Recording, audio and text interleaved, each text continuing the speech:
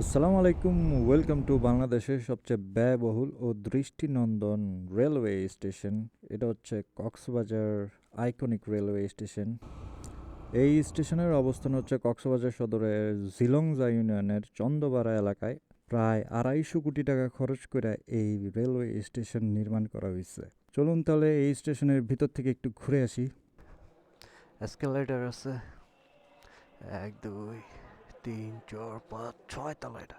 ঝিনুকের আদলে তৈরি করা এই স্টেশনে রয়েছে এক্সকেলেটর, লিফট, হোটেল রুম, রেস্তোরাঁ, আরও কি কি জানি আছে, কিন্তু স্টেশনের ভিতরে একদম ফাঁকা ফাঁকা। স্টেশনটা খুবই নিরিবিলি, বেশি একটা মানুষজন নাই।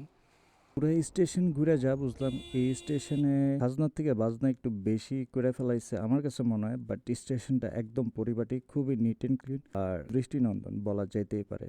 কক্সবাজারের মানুষ খুবই সৌভাগ্যবান এরকম একটা স্টেশন তাদের শহরে রয়েছে।